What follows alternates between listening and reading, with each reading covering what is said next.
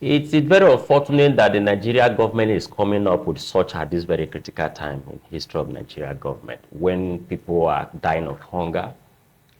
That is not to say that anybody who is being suspected of being committing or committed any crime should not be invited or investigated. But again, let's look at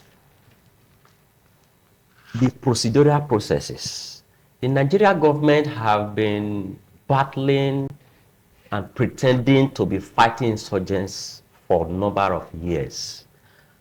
There was a time that even the international community officially released names of the financiers of these terrorists, and many Nigerians were figured in that investigation. How many did Nigeria government officially and openly invite in such manner?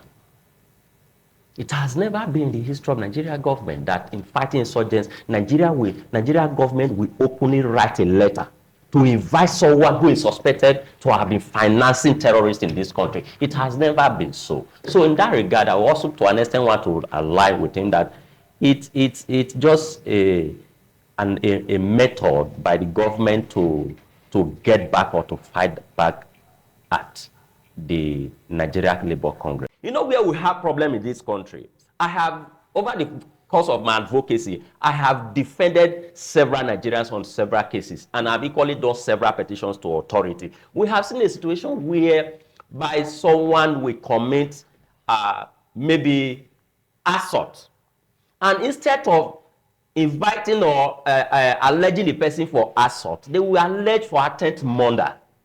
And instead of, when someone commits stealing, instead of prosecuting that person for stealing, they want to make the case more weighty by prosecuting that person or charging that person with armed robbery. And in the process, they will not be able to prove beyond a reasonable doubt that the person actually commits armed robbery when they were supposed to charge with stealing. So in these circumstances, if the police have invited the Labour president on the basis of criminal conspiracy, one will be tempted to believe that probably he had involved in personal transaction, which could be either land transaction or any other personal transaction. Who will not raise, as an individual, I will not raise eyebrow. But alleging him for treasonable felony, financing terrorism, it's a very big issue that calls for a serious concern. Right. Like I said earlier, Nigeria government or the security agencies have never,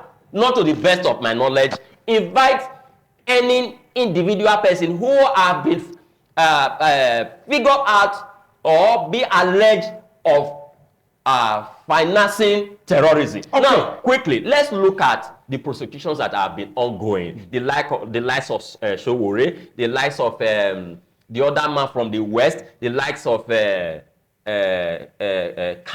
Namadi Kanu. Let me tell you, the government have their whole tactics of holding on to any individual or suppressing and strangulating any individual they see as a threat. Have they been able to come? Those that they have charged for treasonable felony, how many have they been able to convict? The government know that they did not commit such an offense, but they're just looking for a means to see how they hold on to that person.